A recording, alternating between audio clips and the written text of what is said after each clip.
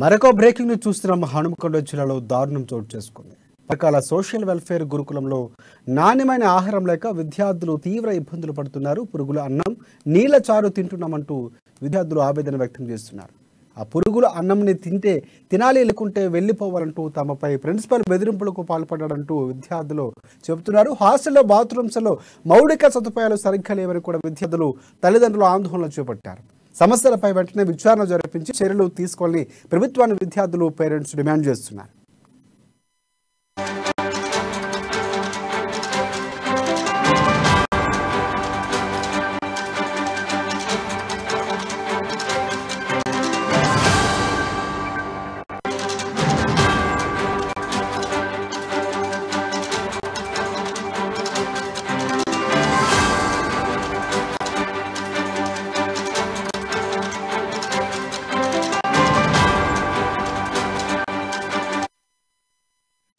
హన్మకొండ జిల్లాలో దారుణం చోటు చేసుకుంది. పరకాల సోషల్ వెల్ఫేర్ గురుకులంలో నాణ్యమైన ఆహారం లేక విద్యార్థులు తీవ్ర ఇబ్బందులు పడుతున్నారు.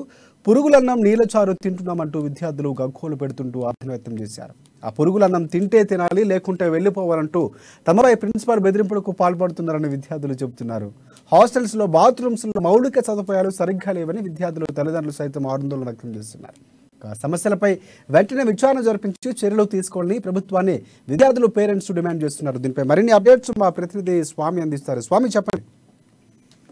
Good morning Rajasekhar. మొత్తానికైతే హన్మకొండ జిల్లా పరకాల సోషల్ వెల్ఫేర్ గురుకుల పాఠశాలలో దారుణం చోటు చేస్తుందని చెప్పవచ్చు. మొత్తానికైతే పిల్లలకు ఒక నీళ్ల చారు, పురుగుల అన్నమే పరమాన్నంగా కూడా పెడుతున్న పరిస్థితి అయితే కనపడతా ఉంది. మొత్తానికైతే మా గురుకుల పాఠశాలకు దారుణంగా ఉన్నది. ఈ దయనీయ పరిస్థితుల్లో కూడా ఆ పిల్లలు కొట్టుమిట్టాడుతూ చాలా ఆటలతో కూడా కొట్టుమిట్టాడుతున్నారని చెప్పుకోవచ్చు. మొత్తానికైతే అక్కడ పిల్లగాళ్ళ అంటే విద్యార్థినులు కూడా తల్లిదండ్రులు చెప్పుకుంటే కూడా బెదిరిస్తున్న పరిస్థితి అయితే కనపడతా ఉంది. మొత్తానికి చూసుకుంటే అక్కడ ఆ గురుకుల పాఠశాలల్లో కూడా అంటే ప్రస్తుతం అక్కడ అంటే ఏజెన్సీ ప్రాంతానికి కూడా అంటే మా పరకాల ఏరియా కూడా ఆ చుట్టుపక్కల ప్రాంతానికి నియోజకవర్గంలో కూడా సోషల్ వెల్ఫేర్ ఒకటే ఉన్నందు కారణంగా కూడా పిల్లలను కూడా అంటే చూడడానికి కూడా అంటే గత వారం రోజులుగా వచ్చిన వర్షాలకు కూడా హోమ్ సిక్ హాలిడేస్ ఇచ్చారు. కానీ పిల్లలు కొంతమంది కూడా గురుకుల పాఠశాలలో ఉండిపోయారు. వాళ్ళని చూడడానికి కూడా తల్లిదండ్రులు ఆ గురుకుల పాఠశాలకు వెళ్తే ఎట్లా ఉంటుంది అని చెప్పి కూడా వాళ్ళు ఎట్లా ఉన్నట్టు తెలుసుకోవడానికి కూడా వాళ్ళు పోయే పరిస్థితి అయితే కనపడతా ఉంది. మొత్తానికైతే అక్కడ చూసుకోవచ్చు హన్మకొండ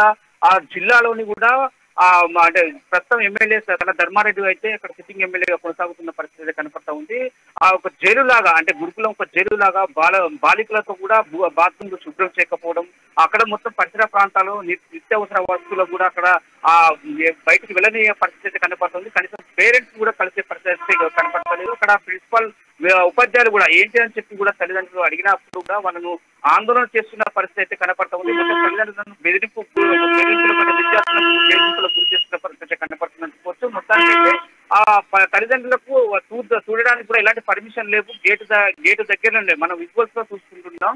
ప్రస్తుతానికి గేటు దగ్గర పొంచి ఉన్న పరిస్థితి కనపడతా ఉంది. గేట్ నుండి కూడా పిల్లలకు ఏమన్నా నిత్యావసరం కొనుక్కోవడానికి కానీ, ఒక మెషిన్ కానీ, దానికి సంబంధించిన ఏమైనా వాళ్ళ పిల్లలకు కావాల్సిన కూడా గేటు దగ్గర ఇవ్వాలి. గేటు దగ్గర ఆ సామాను వాళ్ళకి తీసుకెళ్ళాలి తప్ప పిల్లలను కలుపుకునే ప్రసక్తి లేదు. కానీ పిల్లలు ఎలా ఉన్నారు, ఏ విధంగా ఉన్నారు, వాళ్ళ పిల్లలు ఎలాంటి అన్నం పెడుతున్నారు, ఆ మౌలిక వసతులు ఎట్లా ఉన్నాయని చెప్పి ప్రశ్నిస్తే వాళ్ళను అవసరం అనుకుంటే పిల్లలను తప్పనించి డిశ్చార్జ్ అంటే అడ్మిషన్ క్యాన్సిల్ చేసే పరిస్థితి అయితే మాత్రము పరకాల గురుకుల పాఠశాలలో నెలకొందని చెప్పుకోవచ్చు. మొత్తానికైతే వాళ్ళు ఆ ఉపాధ్యాయులే కావచ్చు, ఇక ప్రస్తుతానికైతే ప్రిన్సిపల్ గా వ్యవహరిస్తున్నది కృష్ణకుమారి మాత్రము అక్కడ కొద్దిగా పిల్లల పట్ల కూడా అసభ్యంగా ప్రవర్తిస్తుందని చెప్పి కూడా పిల్లల తల్లిదండ్రులు అయితే వాపోతున్న పరిస్థితి కనపడుతుంది.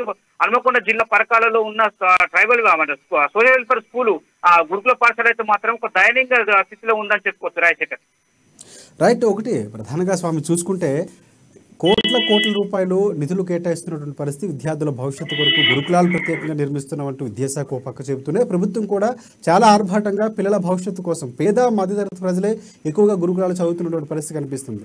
తన పిల్లలు భవిష్యత్తు బాగుండాలని వారికి దూరంగా ఉంటూనే విద్యాభివృద్ధులు ఉంటాయి, పిల్లలు భవిష్యత్తులో బాగుంటారు. ఇలాంటి పరిస్థితులు చాలా ముఖ్యమైనటువంటి ఆరోగ్యం సంబంధించి చాలా ప్రత్యేకమైన నిధులు కేటాయిస్తారు, వారికి మెనూ కూడా ఉంటుంది.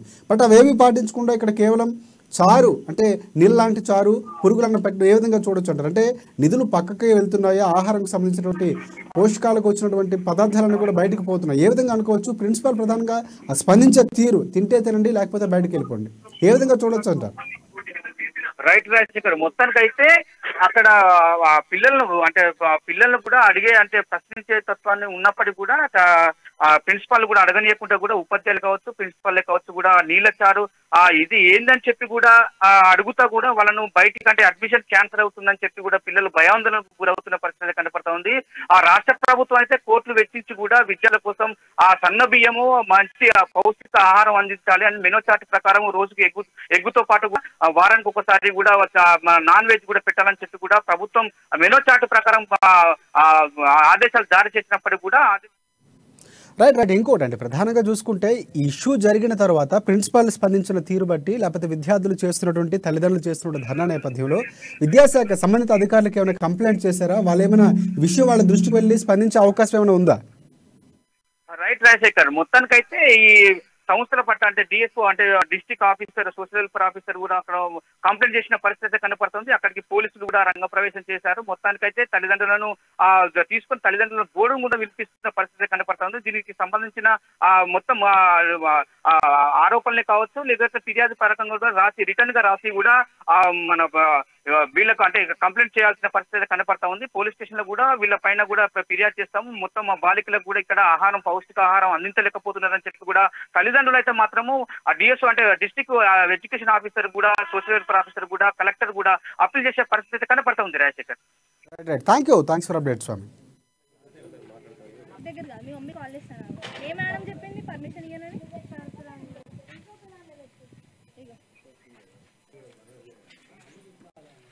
పాప అయితే ఎల్లప్పుడు మరి పాపకంతా ఎలర్జీ లెక్క వచ్చింది అని తీసుకోవడానికి వచ్చినా మళ్ళీ వసతులు కరెక్ట్ లేవు, వర్షం వచ్చినా మొన్న పంపించలేదని వచ్చి మొన్న శుక్రవారం రోజు వచ్చి చూడడానికి వస్తే పర్మిషన్ ఇవ్వలే, గేట్ సందులోకి వెళ్ళి తీసుకున్నాం.